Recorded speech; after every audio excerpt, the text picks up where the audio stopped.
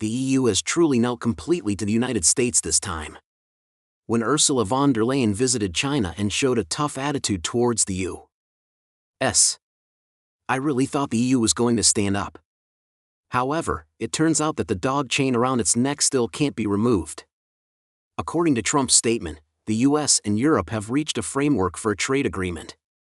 The content of this framework is that all 27 EU member states must pay a 15% tariff to the United States, and even the EU's expectation of a 10% tariff was not met. Moreover, when Trump and von der Leyen made a public statement together at the golf course on the west coast of Scotland, he even claimed in front of von der Leyen that the EU had agreed to add $600 billion in investment in the US and would purchase $750 billion worth of US energy. While Trump showed a victorious posture, Europe was plunged into wailing. The German business community generally criticized the agreement reached between the EU and the US. Data shows that the increase in tariffs on steel, aluminum, and other products will reduce the EU's total GDP by 0.1 percentage points, among which Germany will be obviously affected, with its GDP expected to shrink by 0.15 percentage points within a year. German experts warn that the EU has made a strategic miscalculation. The so-called 15% tariff agreement is actually not much different from 30%. The global trade system has been damaged. The EU should have joined hands with other countries to resist the US, so as to avoid being defeated one by one. But now, the EU has been hit and has to accept a painful compromise.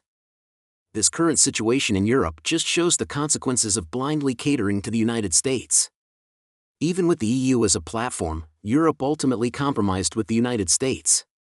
Trump directly siphoned off trillions of dollars, while the 27 EU member states had to accept the tariff demands put forward by the US in the future. The US will only take more from Europe. Compared to Europe, China chose to stand tall and hold its head high when facing US pressure. Over the past period, Trump tried to demand concessions from China through various means of pressure, but the US soon found that its threats had no effect. On the contrary, the US still needed China's cooperation on some issues. Therefore, the US had to change its strategy and start dealing with China in a respectful manner. Actually, I'm a bit confused. If someone has taken the lead in resisting, why are there still people willing to be exploited? According to reports from Global Times and other media outlets, China and the United States will hold a new round of talks on economic and trade issues in Stockholm, Sweden, this week.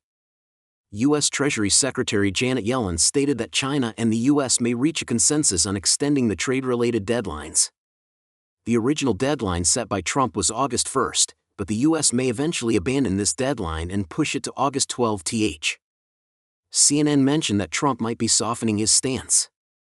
Meanwhile, the U.S. is about to send a high-level delegation to visit China, with executives from American giants like Boeing participating in the trip.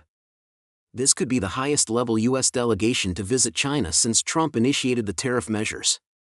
It is evident that Trump, who appears strong on the surface, is quietly lowering his posture, seeking to communicate with China to reach an agreement.